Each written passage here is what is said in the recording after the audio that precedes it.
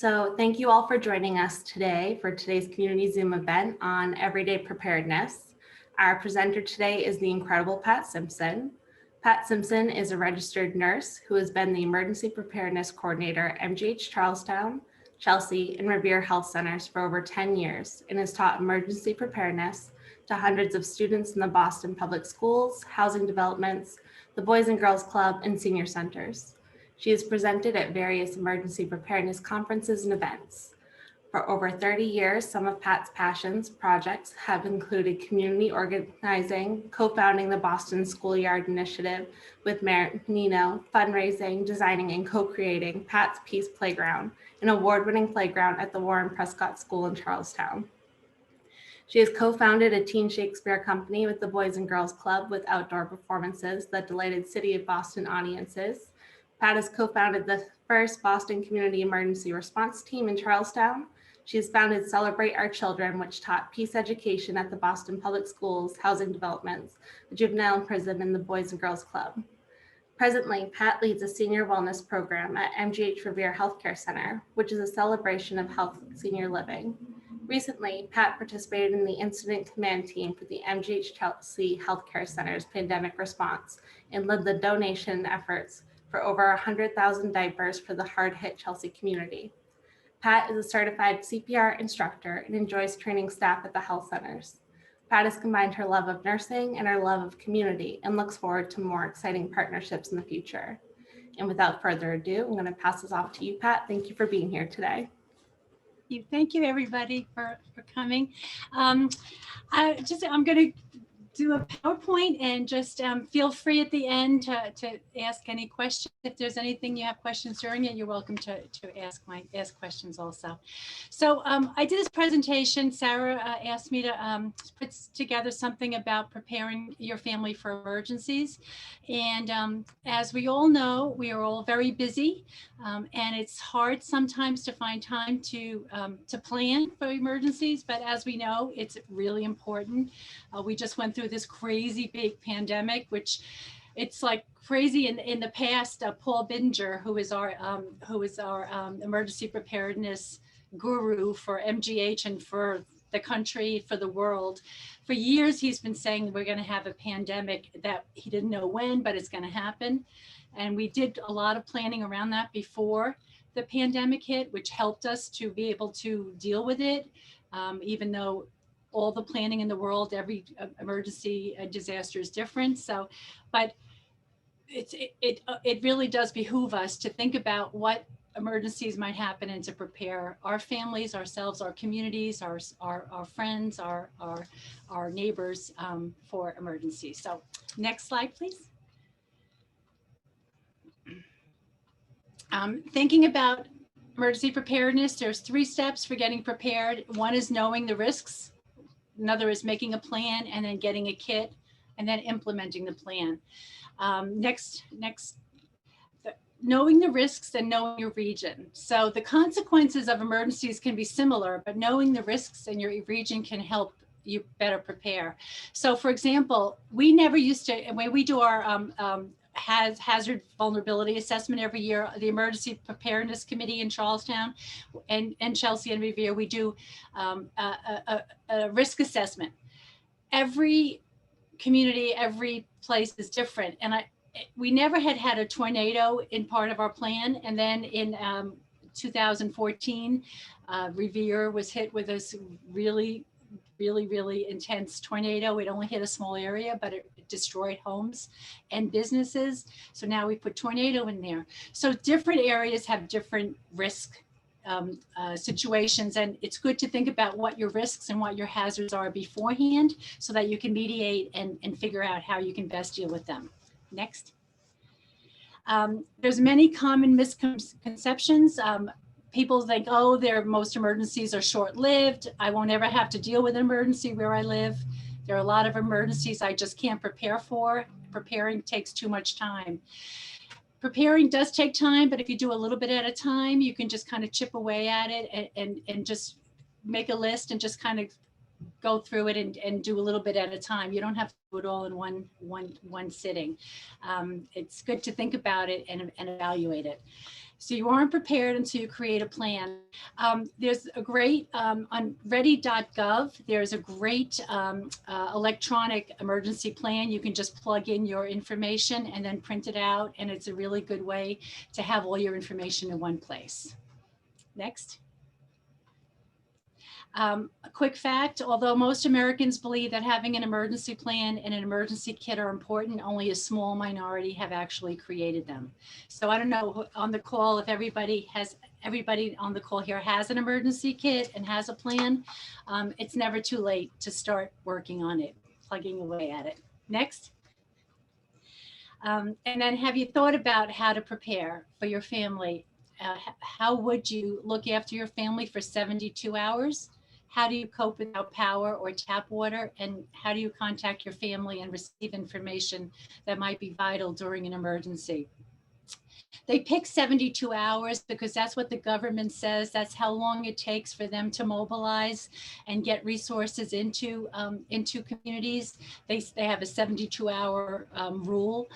So that's why we educate on the 72-hour self-sufficiency as much as you can before aid comes. So they give that's where the 72 hours comes from. Next. Excuse me, this is Claire. We don't see the slides. Oh, We're not seeing them. Sarah's doing the slides. Let's see.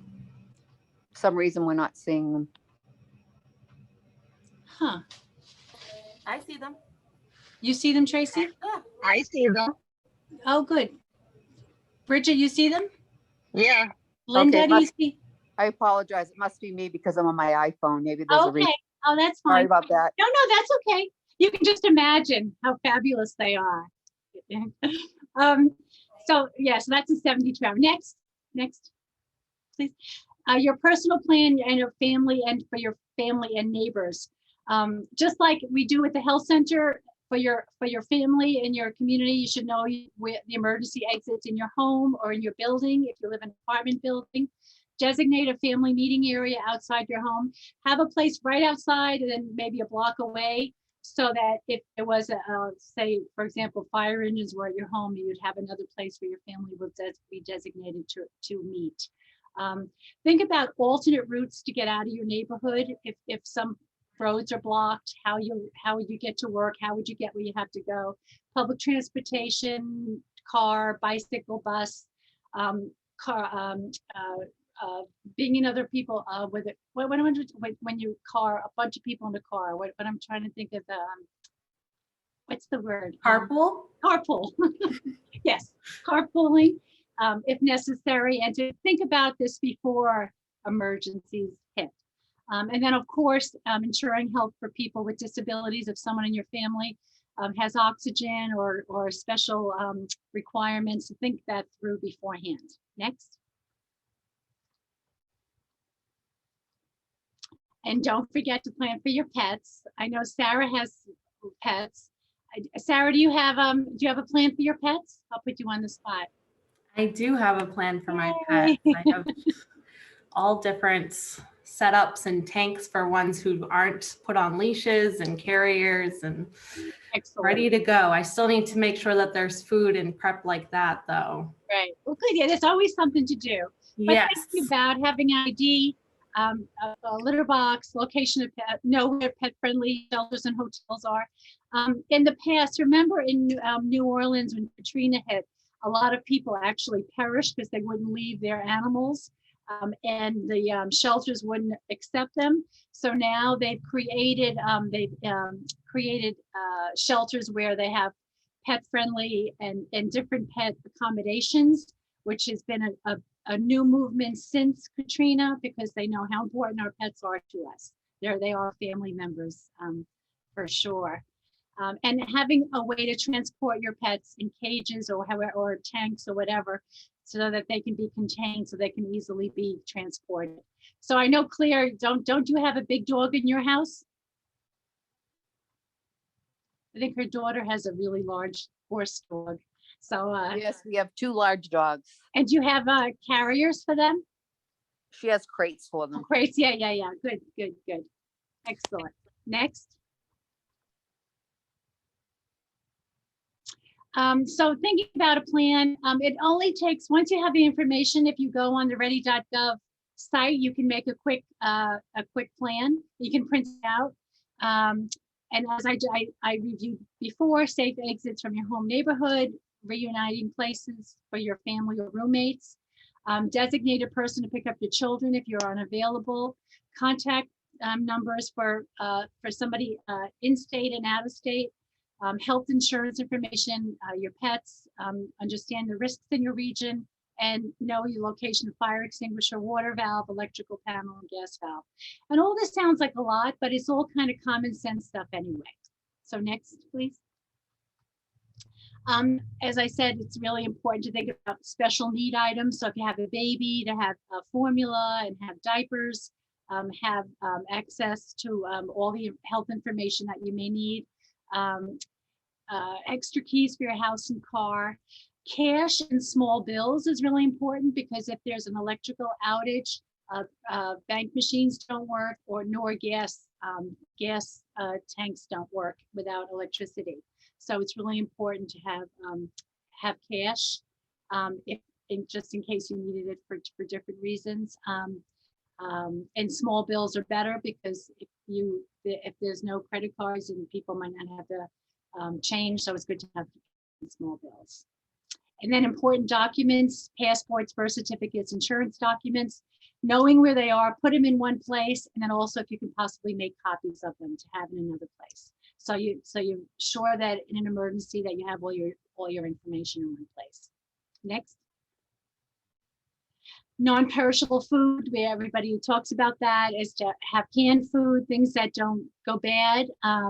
Somebody said something like Pop-Tarts last forever. Somebody said like they, I think they might. So even if you don't eat them, they're a non-perishable food. As far as water goes, it's the rule of thumb is 1 gallon per person per day, and to have 3 days of water in case of a water outage, and that's water for drinking and also for hygiene.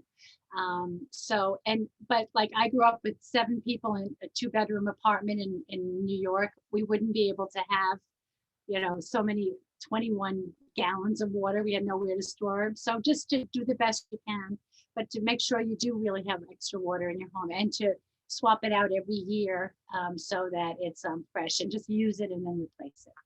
Next. So items for your emergency kit: water, as I said, food, cash, a manual can opener, because if there's no electricity, you can't use the electric can opener. First aid kit, if you can get a battery powered radio, it's important for communication, to hear what's going on if there's no electricity, and flashlight with extra batteries. And I didn't put here, but car charger is really important, because if you don't have electricity, at least you can charge your phone and communicate with your car if you have a car charger. Next.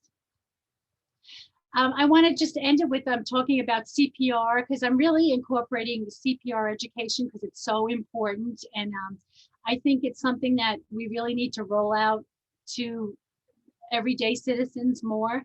I know we do a lot of CPR training at the health center, which I'm so glad we're really diligent about that, because it's so important. But I really want to educate more people on the importance of CPR, because as we know, it happens. In 1 year alone, 475,000 Americans died from a cardiac arrest, which is like a crazy large number.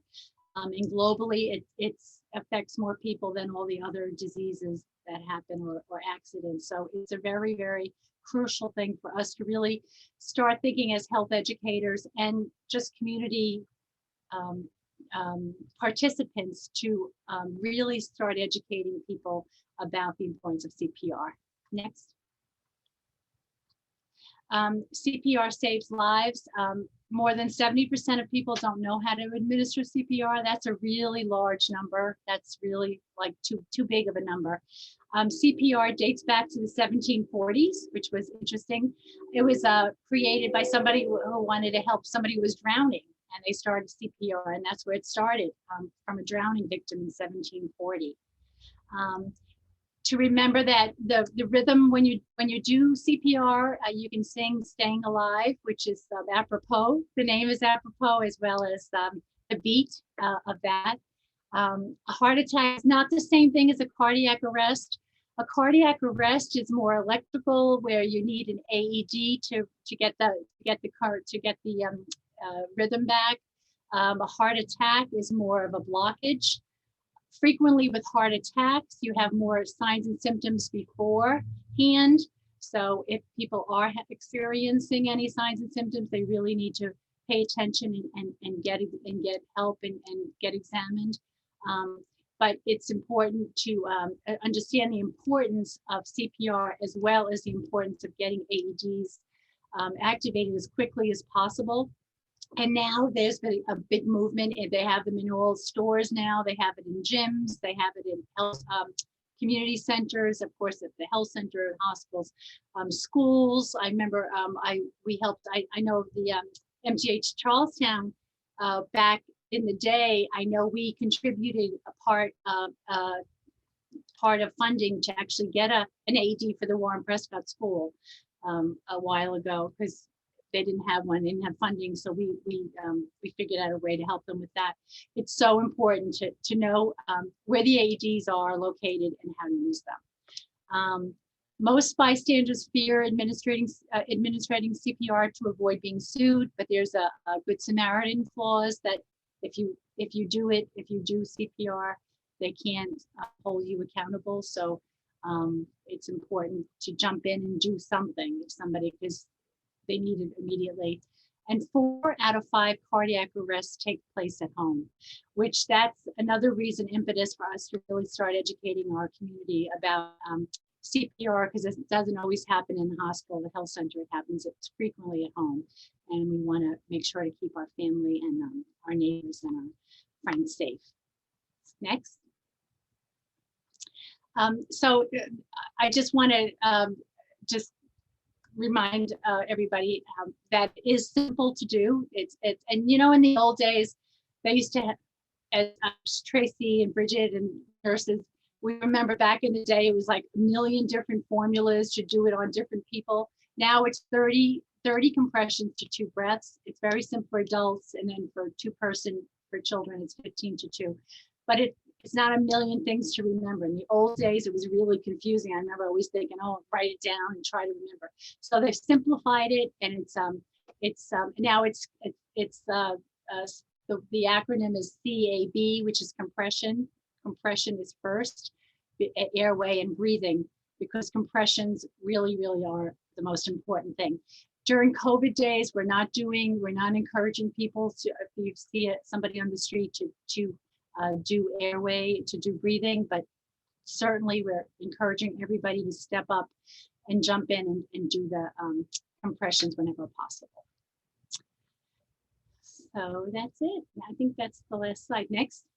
That's it. So basically, it's up to us. It's up to you. It's up to all of us being in the health field to really think about emergency preparedness. And we've just been through this horrendous, ridiculous, long pandemic, and we understand now how important it is to really consider emergency preparedness and to prepare. So please, I'm happy to help in any way.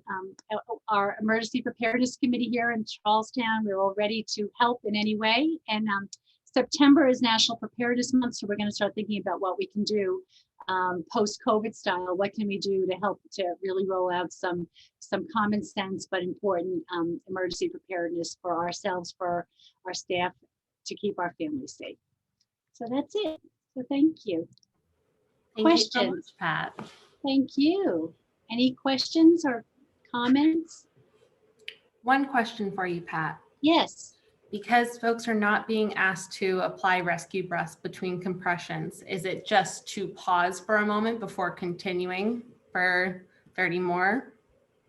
Yes, that's a good question. Yeah, and also you have to, yes, that to pause, but also it's really exhausting, like 30 compressions. So when I do the CPR training with staff, after 2 minutes, you're exhausted. So it's doing the best you can to keep it going.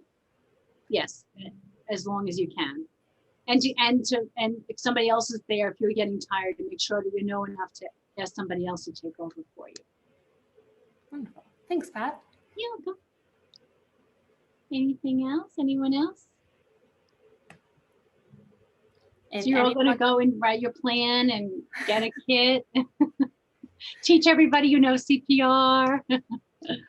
Pat, if anyone has questions afterwards who are watching the recording, can they send you an email at the Yeah. email you listed on the slide? Absolutely. So it's pbsimpson@partners.org, and I'm happy to help in any way. Wonderful. Thank you very much, Thank Pat. you. Thank you, everybody, for joining us. Thank you. Thank you. That was great. Bye. Sarah. Bye.